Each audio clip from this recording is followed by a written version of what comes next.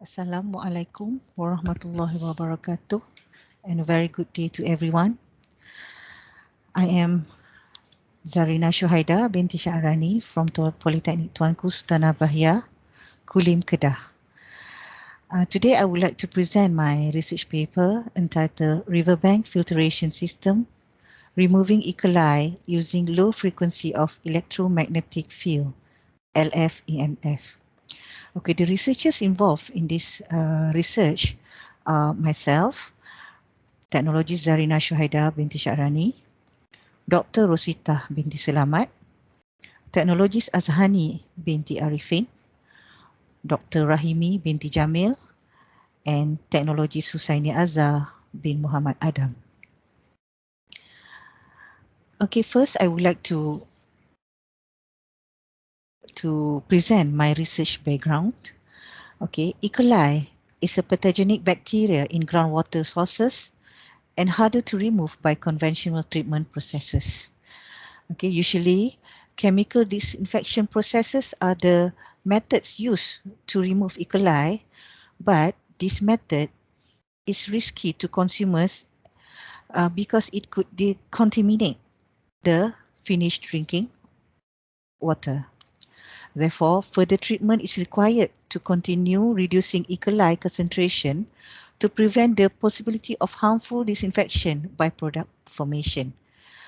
Okay, riverbank filtration process, okay, or RBF, through the riverbank aquifers is incapable of fully eliminating the microorganism from the river water.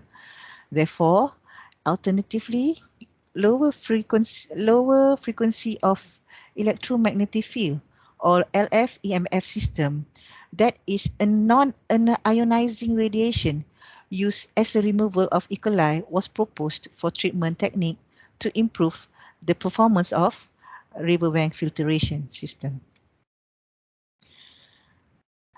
So this is the prototype, the simulation of the prototype of our LF-EMF system. The simulation is used Enix Maxwell software. So this is the pipe used for the experiment in 30 millimeter diameter, and the coil is wrapped. Okay, there's a wrapped along the pipe. So the number of turns is calculated using the Faraday law as stated here.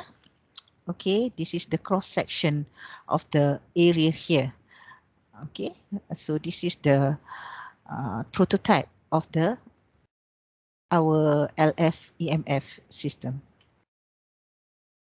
Okay, these are the parameters used for LF-EMF generation. So we use the 30 millimeter pipe diameter, 30 millimeter pipe. Okay, 200 millimeter length of pipe. The number of turns is 800. The diameter of coil is 1 millimeter, and we are using two flowrate to compare which one is more effective. The Q1 is 50 millimeter per minute, and the Q2 is 100 millimeter per minute. And the LF-EMF intensity varies from 2 millitesla to 10 millitesla. Okay, this is our site location. Originally, we take the sample from the tube well at Lubuk Buntar, and the tube well is situated next to the Sungai Kerian, and this Sungai Kerian flows along three states, Kedah, Perak and Pulau Pinang. So 50 water samples of the riverbank filtration from the tube well, okay, were extracted from the tube well at the riverbank of Sungai Kerian. So the total depth of the tube well was 31 meter and was drilled with the aim to explore the RBF system. The tube well was installed with 1 millimeter steel well head protector, a 23 meter long, 10 inches in diameter PVC blank. Okay, a stainless steel screen with a 10-inch diameter, and 1 meter sand trap from meters 30 to 31 was placed at the lower part of the tube well in order to sample extraction. So this is the procedure followed for the reserve of the E. coli. Okay, so we use the modified MTEC membrane filter standard method 92213D. So the original MTEC agar enumeration method for E. coli was used. So the 50 water samples as collected and filtered through the membrane filters for retain the E. coli. The membrane filter containing the E. coli was placed on a selective and differential medium of MTEC agar plate after filtered. Then the filter was transferred to modify the MTEC agar plate, and the plate was initially incubated for 2 hours at 35 degrees Celsius and then 22 hours at 44.5 degrees Celsius. Magenta colored colonies visible after the incubation was counted as E. coli and reported as colony forming unit per 100 millimeter. Okay. And then the colilate quantitray 2000 MPN method 9223B was used. So the colilate 18 method was used to determine the quantity of E. coli, okay, as it was approved by the US EPA 2002 for use of E. coli detection in drinking water. This is the standard method. As recommended by the IDEX package insert, the most probable number MPN test was applied to test the E. coli concentration in water using quantitray. In this method, E. coli was measured by calculating the occurrence of one or more bacterial colonies in small and large discrete well of the quantitray that cause our color development in those wells. The density of bacteria is determined by positive wells statistically. Reaction of the chemical based on defined substrate technology. Undiluted water samples of Sungai Krian was used to estimate the number of E. coli using quantitary trace that divides the sample into 25 large and 25 small wells. The E. coli enzyme reacts with the fluorescent, which causes the medium to fluoresce under the long wave ultraviolet light 366 nanometer. The samples then were incubated for 18 to 22 hours at 35 degrees Celsius. The samples was then examined under UV light to observe the fluorescent well. From the observation, well is only yellow color indicated that coliform flower bacteria existence, while the wells are in yellow and fluorescent indicated the presence of E. coli.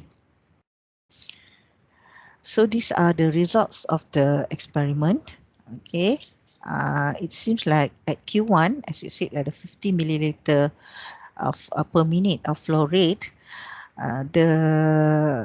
so this is the slower flow rate compared to the 100 millimeter per minute flow rate. Okay, the 50 millimeter is slower, means the flow rate is slower than the Q2. Q1 is slower than Q2. Therefore, the time of exposure of E. coli towards the LF-EMF is longer in Q1 compared in Q2.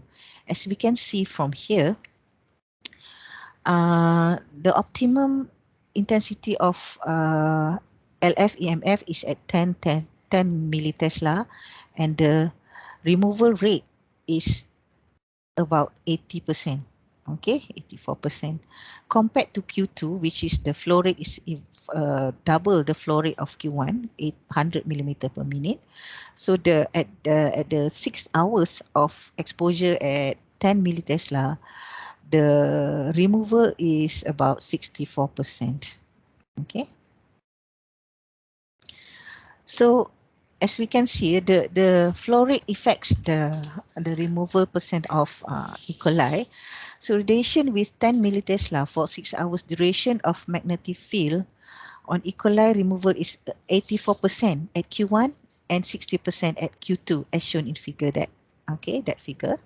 After 2 millitesla of magnetic field exposure, the percentage of E. coli is only 39% at Q1 and 36 at Q2. It was found that the percentage of E. coli increased after exposure in the samples of water from 2 millitesla to 10 millitesla of LF-EMF. Therefore, at the increasing of LF-EMF exposure was able to decrease the concentration of E. coli. Then the optimal time of 10 millitesla magnetic field intensity was 5 to 6 hours of exposure for both of the flow rates. However, the removal processes become slower at 5 hours exposure to the point where the removal rate of E. coli was nearly constant. This result showed that the magnetic field was able to kill the E. coli and also affect the behavior of E. coli. Similar results have been obtained by Akan et al. To 2010, where they reported that the removal of E. coli had a significant increase starting from the first hour of magnetic field exposure. They reached the optimal time about 100% increase at the fifth hour. So this is the result about the concentration of E. coli using the MPN 100 millimeter after LF-EMF exposure. As we see, the number of E. coli, the number of E. coli decrease as we increase the intensity of LF-EMF from 2 millitesla to 10 millitesla. It happens in both flow rate and we can see the 50 millimeter per minute flow rate of Q1 has is more effective than the Q2, which as I said, the flow rate is even faster. Okay, the speed of the flow rate is higher in Q2 compared to Q1. So the concentration of E. coli decreased when the magnetic field intensity increased. That is the finding. Concentration of E. coli at Q1 decreased from 461.07 mpn per 100 milliliter to 282 mpn per 100 milliliter at 2 millitesla. But the concentration continued to decrease after exposure to 10 millitesla when 10 millitesla is used to 65.93 in mpn 100 milliliter. Okay, concentration of E. coli also decreased in Q2 from 126.03 to 80.9 mpn per 100 liter compared to 212.77 mpn per 100 milliliter in the control sample.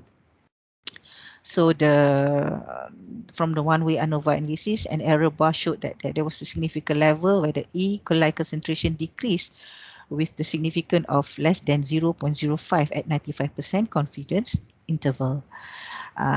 So this result indicate that the lower frequency of EMF exposure decreasing the concentration of growth of E. coli after increasing the magnetic field intensity was significant.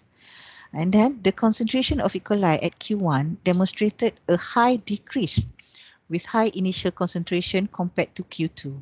At Q2, the decreasing rate of E. coli becomes lower to the extent that the concentration was nearly constant. In short, the concentration of E. coli had a significant decrease in growth and metabolic activity with a stronger influence of magnetic field exposure on a small volume of water. Okay, thus, the results from this study proved that the decrease in E. coli concentration depends on magnetic field intensity, exposure of time, and the volume of water sample. So in conclusion, it can be concluded that an increase in the exposure time of the applied LF-EMF in a pipe with 30 mm diameters affected the magnetic field's influence on the removal of E. coli. The results of R2 were high correlation values because the E. coli bacteria were extremely responsive to LF-EMF exposure. These results allowed on an assumption that the concentration of E. coli decreased with increasing time of LF-EMF exposure. On the other hand, the pipe of 30 mm diameter with 800 mm turns is not the optimal choice to remove E. coli from RBF system, as the removal rate is only 84% with flow rate of 50 mm per minute, magnetic field of 100 millitesla and 6 hours of exposure. Hence, in this study, the effectiveness of LF-EMF in removing E. coli in RBF has been proven, and the magnetic exposure time influenced the effectiveness of LF-EMF in removing E. coli in RBF system. With that, I would like to acknowledge the author, the Center of Research and Innovation, Department of Polytechnic and Community College Education, for providing TVET research grant scheme on E. coli removal via field riverbank filtration, TARGS ID K2146. Okay, with this, and thank you.